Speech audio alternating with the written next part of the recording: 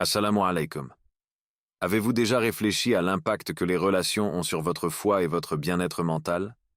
Certaines relations, bien qu'importantes à nos yeux, peuvent devenir toxiques, nous éloignant de ce qui compte le plus, notre relation avec Allah et notre paix intérieure. À travers les enseignements de l'islam, il est possible de discerner des signes indiquant qu'il est temps de s'éloigner, même si cela implique de rompre des liens avec des proches. Aujourd'hui, nous explorerons 7 signes qu'il est temps de reconsidérer ou de mettre fin à une relation. Regardez jusqu'à la fin pour comprendre comment ces signes, inspirés des enseignements islamiques, peuvent vous aider à protéger votre foi. Ils vous éloignent d'Allah. Imaginez un jardinier qui s'efforce de cultiver des fleurs délicates. Chaque jour, il arrose et prend soin de ses plantes, mais un voisin négligent laisse des mauvaises herbes envahir l'espace. Peu importe à quel point le jardinier se dévoue, ces mauvaises herbes finiront par étouffer les fleurs s'il ne prend pas des mesures. De la même manière, notre foi est un jardin que nous devons nourrir et protéger. Si nous permettons à des personnes qui nous détournent d'Allah d'entrer dans notre vie, elles risquent d'étouffer notre spiritualité, petit à petit, sans même que nous nous en rendions compte. Certaines personnes dans nos vies, qu'il s'agisse d'amis, de collègues ou même de membres de la famille, peuvent nous entraîner loin de ce qui est important. Peut-être est-ce sous la forme d'invitations à des rassemblements où les prières sont ignorées, ou peut-être est-ce simplement par des conversations qui valorisent les plaisirs matériels aux dépens de la dévotion spirituelle. Ils peuvent ne pas être explicitement mal intentionnés, mais leur influence, aussi subtile soit-elle, nous éloigne de la lumière d'Allah. Ce sont ces moments où vous ressentez une tension intérieure, où vous vous sentez déconnecté de votre foi, que vous devez vous interroger. Ces relations vous guident-elles vraiment vers la voie du bien? Le Coran, dans Sourate Al-Kahf 18-28, nous conseille « Et tiens-toi avec constance à ceux qui invoquent leur Seigneur matin et soir, désirant sa face, et que tes yeux ne se détournent pas d'eux, en quête des parures de la vie présente. » Ce verset nous rappelle qu'il est impératif de s'entourer de personnes qui nourrissent notre foi. Si au lieu de cela, ceux qui nous entourent nous incitent à négliger nos devoirs envers Allah, c'est le signe d'un environnement qui affaiblit notre iman. La foi, en islam, n'est pas un fardeau que l'on doit porter seul. Elle se renforce et s'épanouit dans la compagnie des vertueux, tout comme elle s'étiole dans la présence de ceux qui nous éloignent d'Allah. Imaginez cette sensation après avoir passé du temps avec des gens pieux.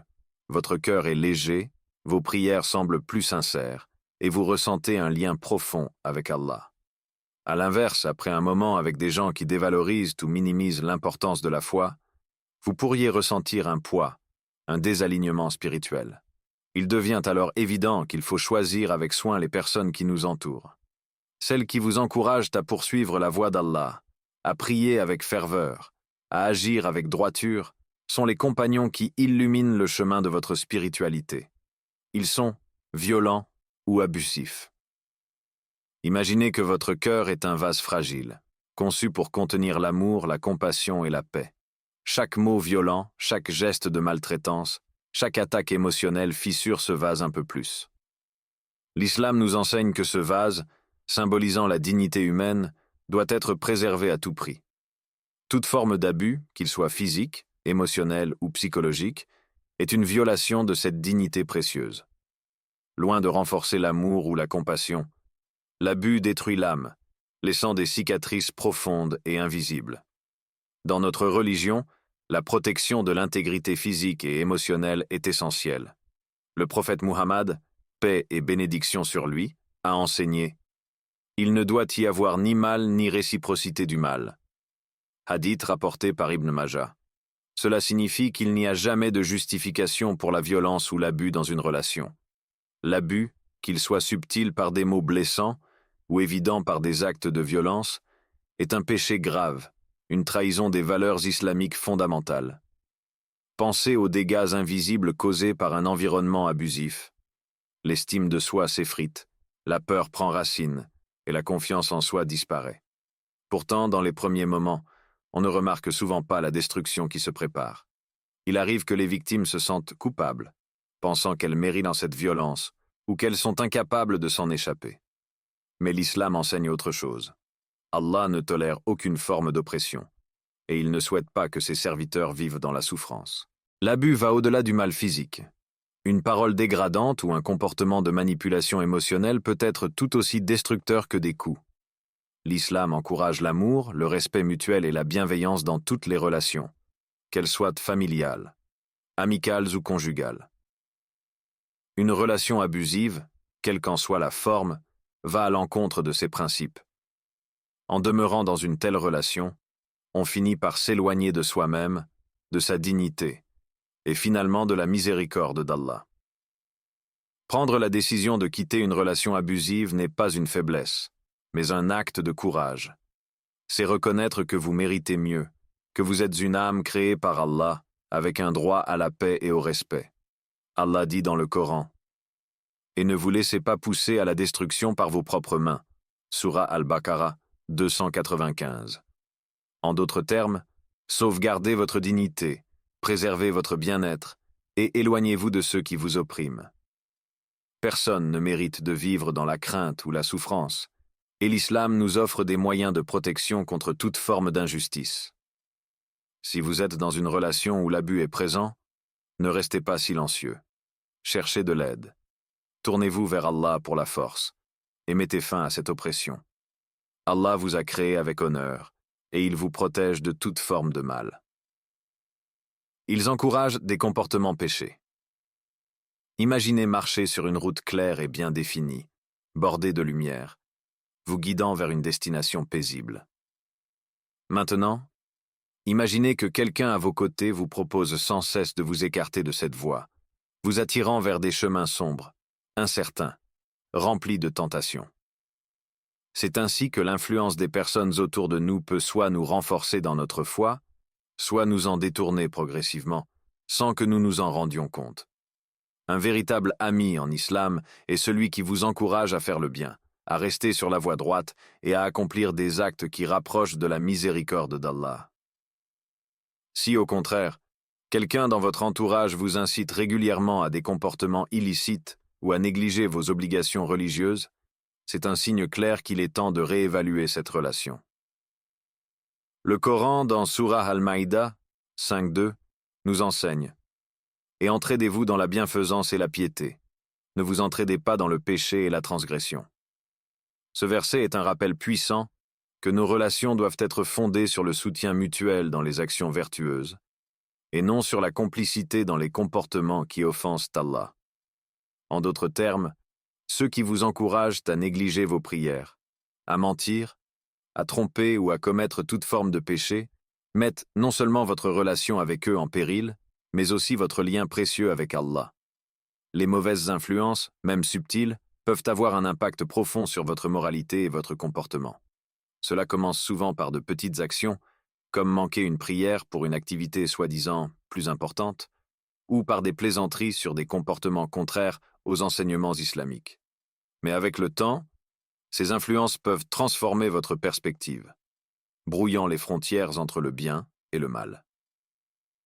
L'islam met l'accent sur l'importance de rester vigilant face à de telles dérives. Il est important de comprendre que la tentation de suivre ces comportements peut parfois sembler séduisante, surtout lorsqu'elle est encouragée par des personnes proches, celles que l'on aime et dont on cherche l'approbation. Mais un véritable ami, un véritable compagnon en islam, est celui qui vous éloigne du mal et vous rappelle vos responsabilités spirituelles. C'est cette personne qui vous tire vers le haut quand vous commencez à vaciller.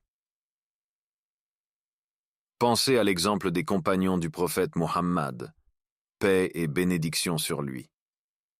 Ils s'entouraient d'amis qui les renforçaient dans leur foi, des personnes qui les rappelaient à Allah à chaque occasion. Le prophète a dit « L'exemple d'un bon compagnon est comme celui du vendeur de musc. Soit il te donnera du parfum, soit tu sentiras au moins une bonne odeur. Quant au mauvais compagnon, il est comme le forgeron. Soit il brûlera tes vêtements, soit tu sentiras une mauvaise odeur. » Sahih al-Bukhari. Ainsi, réévaluer vos relations n'est pas un acte égoïste, mais une démarche nécessaire pour protéger votre foi. N'oubliez jamais que chaque relation que vous entretenez doit vous rapprocher de la lumière d'Allah, et non vous en éloigner. Ils sont toujours négatifs. Imaginez un ciel constamment gris, sans une once de soleil, jour après jour. Ce sentiment d'étouffement, de lourdeur, est semblable à ce que l'on ressent lorsqu'on est entouré de personnes négatives. Ces individus, qui voient pas le verre toujours à moitié vide, ont la capacité d'assombrir même les moments les plus heureux. La négativité constante, qu'elle prenne la forme de plaintes incessantes, de critiques ou de pessimisme, finit par déteindre sur vous, épuisant peu à peu votre énergie mentale et spirituelle. L'islam nous encourage à rechercher la compagnie de ceux qui nous élèvent, qui nous inspirent à être meilleurs, à voir la lumière même dans les périodes sombres. Si vous êtes entouré de personnes qui passent leur temps à se plaindre, à voir le mal dans chaque situation ou à décourager vos aspirations, cela peut devenir un poids sur votre cœur. Cette toxicité émotionnelle, bien que subtile, commence à affecter non seulement votre humeur, mais également votre perception de la vie. Ce qui était autrefois de simples frustrations devient de véritables barrières mentales à votre épanouissement personnel et spirituel. Le prophète Mohammed, paix et bénédiction sur lui, a dit « Donne de bonnes nouvelles et ne repousse pas les gens ». Sahih Muslim. Ce hadith nous rappelle l'importance d'inspirer l'espoir et de ne pas être la cause de désespoir chez les autres. Les relations qui ne font que pointer du doigt ce qui ne va pas, qui ne laissent aucune place à l'encouragement, finissent par épuiser notre énergie vitale. Nous avons tous des moments difficiles, des périodes où la vie semble lourde. Mais lorsque la négativité devient une norme dans une relation, elle peut rapidement devenir toxique.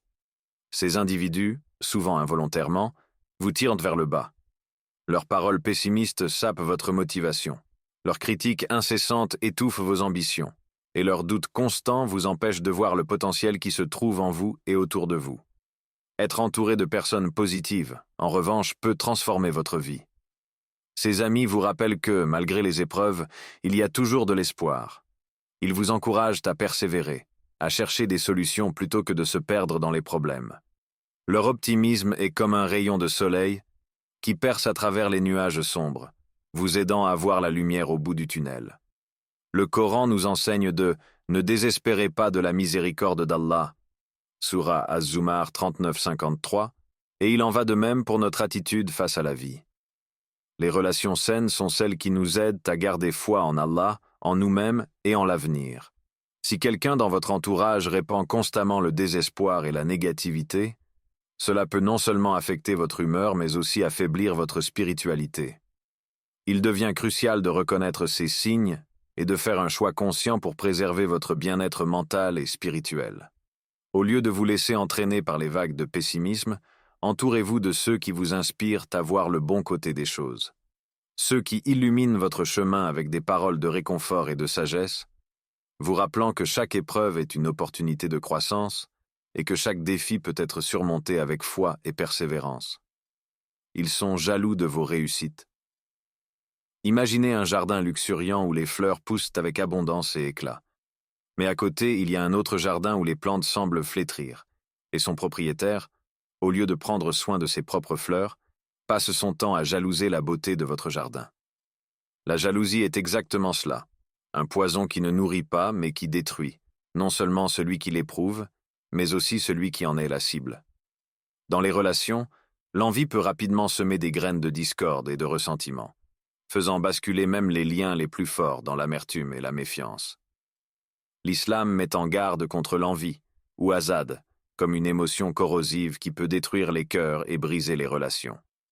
Le prophète Mohammed, paix et bénédiction sur lui, a dit « Méfiez-vous de l'envie, car l'envie dévore les bonnes actions comme le feu dévore le bois. » Hadith rapporté par Abu Daoud.